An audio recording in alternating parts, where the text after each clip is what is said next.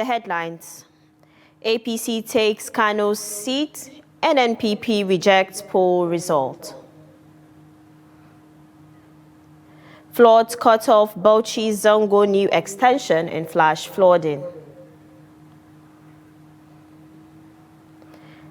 NDLEA seizes 7.8 billion naira codeine, cannabis, arrests drug kingpin. And on the foreign scene, Gaza suffers severe hunger amid food shortages. Hello, good evening, and welcome to News Update on Trust TV. I am Dorcas Yakubuzala. We apologize for starting the news late. And now we begin with political matters. The new Nigeria People's Party has rejected the outcome of the Ghari Tsanyawa by-election in Kano State, insisting the results were improperly declared. This comes after the All Progressives Congress was announced winner with over 31,000 votes in a supplementary poll earlier declared inconclusive. The rejection caps a tense weekend of voting marred by violence and the arrest of nearly 300 suspected political thugs. Trust TV's Abdulaziz Ibrahim completes the report. Early Saturday, the Kano State by-elections in Bauchi and Ghari Tsanyawa constituencies were marred by violence and security concerns, even as voters turned out in impressive numbers. The State Police Command says 288 suspected political thugs were arrested for attempting to disrupt the electoral process. These armed groups tried to intimidate voters, but security agencies swiftly restored order to safeguard the polls. From yesterday to today, we have arrested 222 suspects. Very dangerous. In Bauchi, the new Nigeria People's Party clinched victory. Returning officer Professor Hassan Adamu Shitu declared Ali Hassan Kiyawa of the NNPP as the winner. That Ali Leon Al-Hassan of the NNPP, having satisfied the requirements of the law, is hereby declared. In Ghari Tsanyawa, the All Progressive Congress carried the day. Professor Muhammad Waziri announced Garba Ya'u Gwarmai of the APC as winner with 31,472 votes against NNPP's Yusuf Ali Meigado, who polled 27,931 votes. The poll was a supplementary exercise after the earlier election was declared inconclusive. The NNPP leadership on Sunday announced its rejection of the Ghari Tsanyawa results, arguing on what they termed improper declaration and protest cancellation of 10 polling units.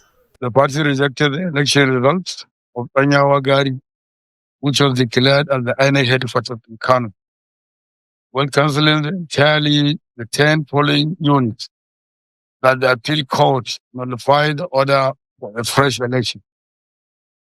This is unacceptable and completes denying electorate the right to vote after they come out massively and casted their vote largely to the NNPP candidate. The attention now shifts to how political parties and the electoral umpire will address the disputes.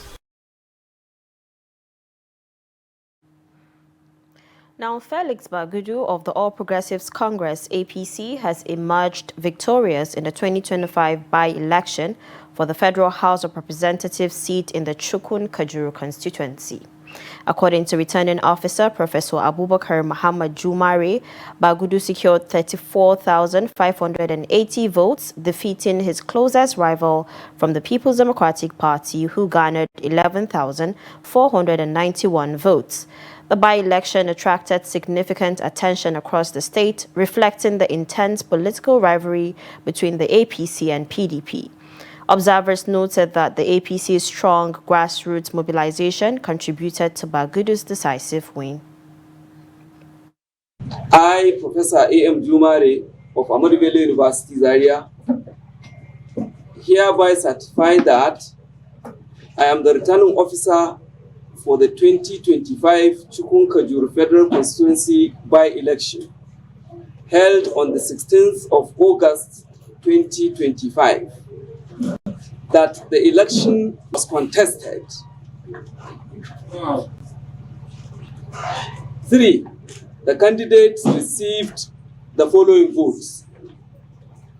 I will read by the political parties, please. A scored 48, AA 10, AAC 152, ADC 3477, ADP 407, APC 34580. Now, the Garanamoda South State constituency by-election has been declared inconclusive due to the cancellation of the election in two registered areas, Sakajiki with 2 polling units affected and Kembarawa with 3 polling units. The collation officer, Professor Saad Lawal of the Department of Physics, Federal University in Gusau, explained that the margin of difference between the two leading political parties, APC and PDP, is 1,662, which is less than the total permanent voter cards collected in the two registration areas. The APC polled 7,001 votes, while the ruling PDP scored 5,339.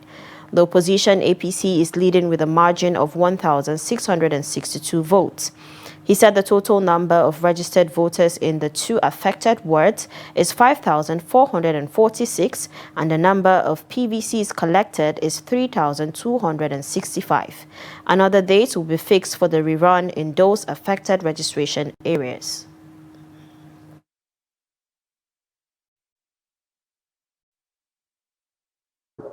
There are 2 registration areas that were affected by cancellation, not overvoting.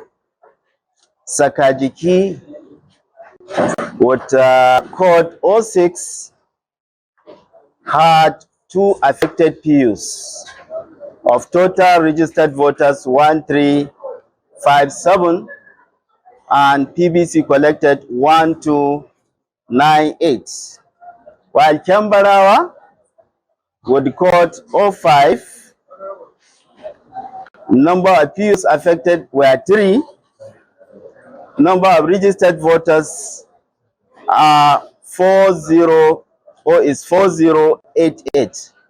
Number of PVC collected in those areas is 1964. The total number of registered voters where this election has not taken place or has been cancelled is 5,446. 5446. Number of PVC collected in those areas is 3,265. 3265. Now, away from political matters, the Kebbi State Police Command has rescued 2 men abducted in Zamfara State following a gun battle with bandits in Riba, Kebbi State. Both victims were unharmed and have been reunited with their families after medical checks.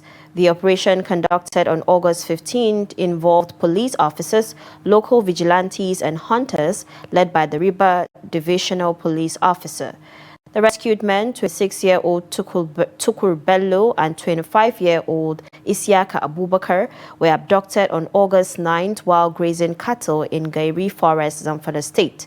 Kebbi State Police Commissioner Bello Sani commended the team for their bravery and professionalism, urging officers across the state to maintain high visibility and proactive patrols to protect communities from banditry.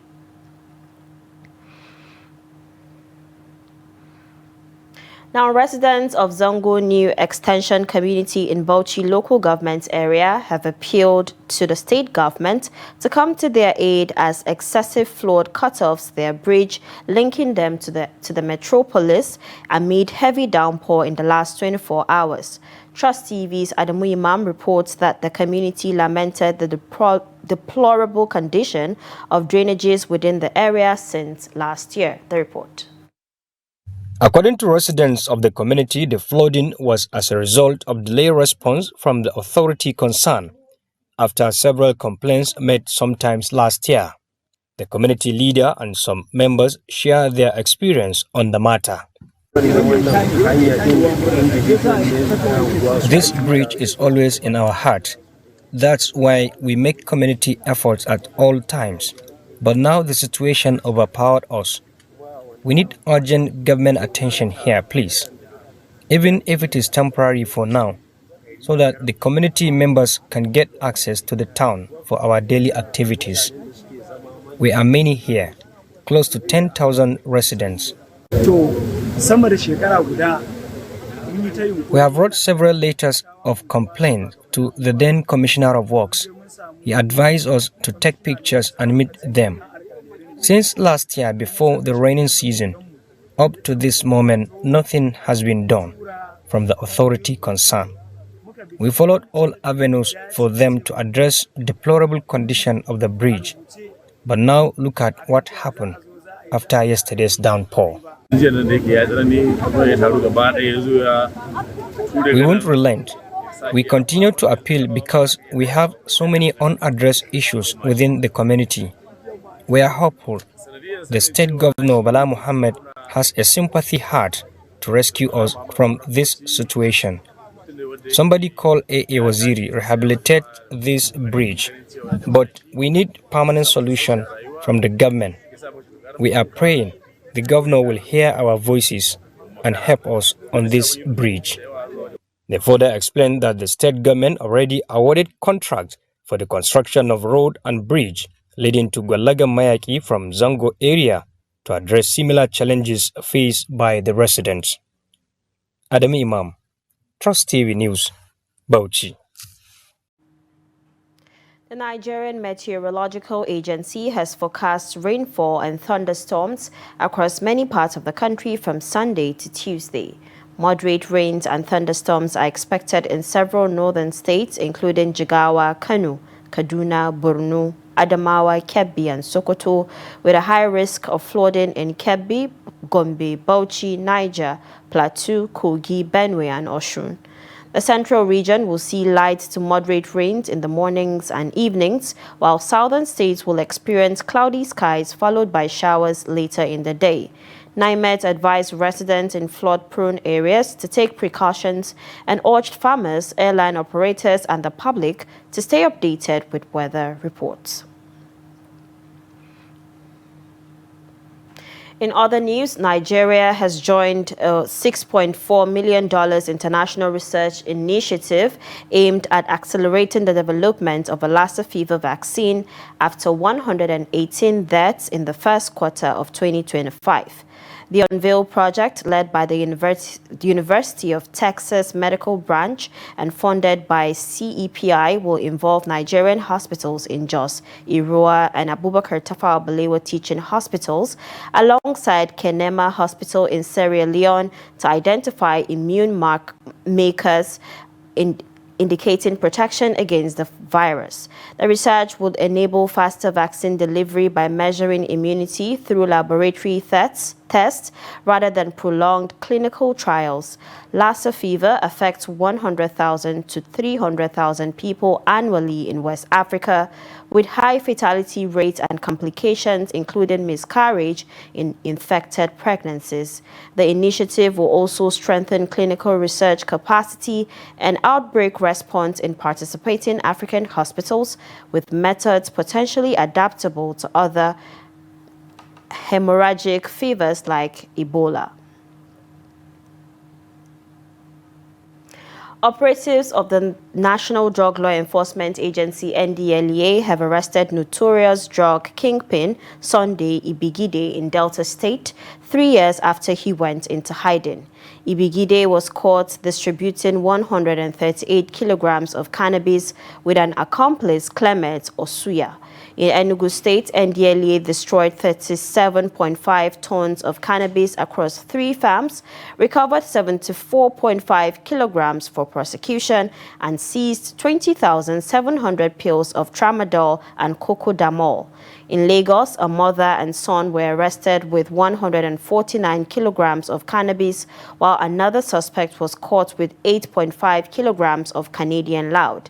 At One Port, Rivers State, NDLEA recovered 875,000 bottles of codeine syrup and 3.5 million tramadol and benzexol pills worth a combined 7.8 billion naira during joint inspections with customs. Other major seizures occurred in Edo, Kano, Gombe, Kogi, Taraba, Kaduna, and along the Lagos-Badagry Highway.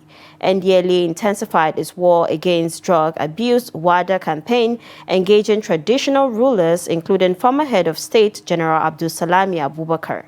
NDLEA Chairman Brigadier General Muhammad Buba Marwa, retired, praised operatives nationwide and urged continued vigilance.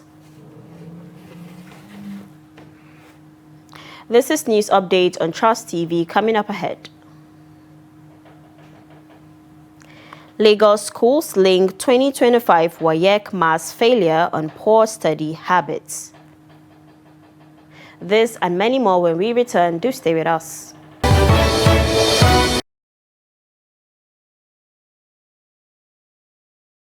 News update on Trust TV. Let's take a look at our top stories again. APC takes Kano seat, NNPP rejects poll results.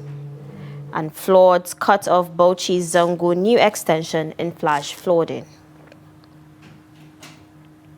Now moving on to more stories, some school proprietors in Lagos State are blaming parents for the widespread failure, particularly in core subjects like mathematics and English language in the recently released 2025 West African Examinations Council WAEC results.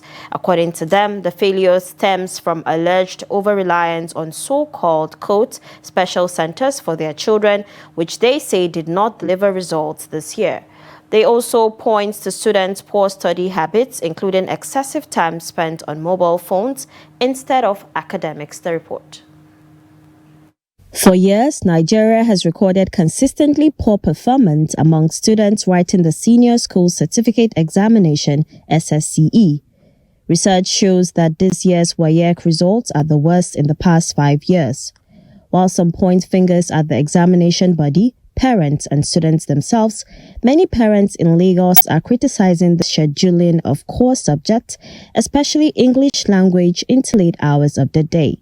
In some cases, examinations extended into the night, with parents reportedly picking up their children as late as 9 p.m., while others recounted that students had to use torchlights in the hall to complete their papers.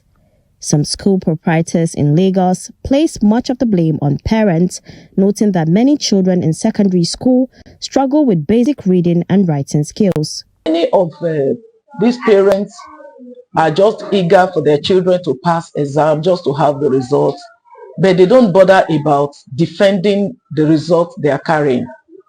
They are only after the children having the result, passing the result, having A's in their results, to be able to stand out there to maybe to enter university and others, but they don't care about defending that result. And then some of the schools also contribute to this by allowing arranging their children for special centers. WAEC result generally this year that is very bad. The fault could be traceable to WAEC, could be traceable to parents, students in particular. But as for we here, we try our best,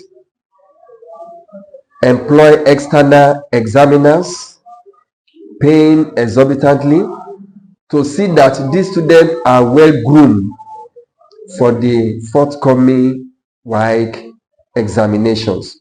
Let me start by the parents and the children. During my own time, there was nothing like special center. But this time around, when I saw the results, I was like, what's going on? But I believe God, the WAEC people cannot just dash out marks. It's what you have written that you got your score. So about the parents and the children, what I think is that some parents, they believe that if their child will go to special center, automatically that child will pass. Like 80% of them, they are not ready to learn anything. And with the help of their parents that support them to do this maybe special center, special class, special teacher, all those things. So me, I will blame them, especially the public schools. Most children don't want to read again. They don't want to read. Everybody wants to make easy money, quick money at the age of 14, 15. It seems like the parents and the students were dependent on expo and special center. Unfortunately, workouts, it failed completely. Proprietors are also urging WAEC to safeguard its examination questions and ensure staff do not compromise the process, alleging that some officials leak questions ahead of the exam dates. They further called on parents to instill discipline in their children, build their confidence, encourage them to rely on their own abilities, and devote more attention to their studies rather than to mobile phones.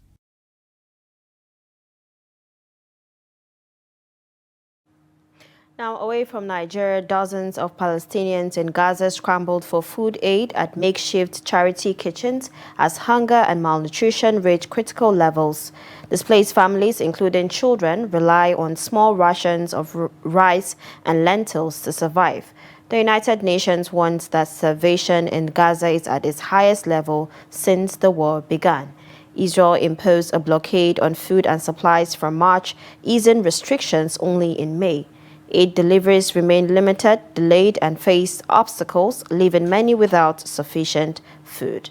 The Gaza Health Ministry reports 11 deaths in the past 24 hours from starvation and malnutrition, bringing the total to 251 over 3 months, including 108 children.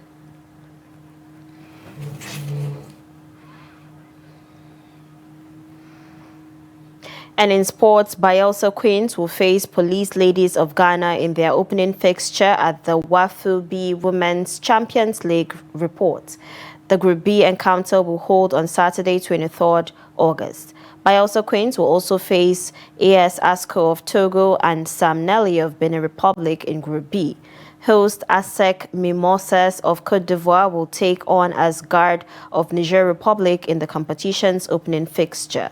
The competition will run from Saturday, 23rd August to Saturday, 5th December 2025. The winner will represent the zone at the 2025 CAF Women's Champions League. Former Nigeria Women Football League NWFL champions Edo Queens are the defending champions of the competition.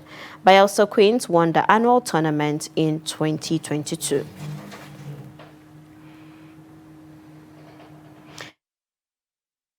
Do not forget to follow us across all social media platforms for more programs, news, and documentaries. My name is Dorcas Yakubuzala. Bye for now.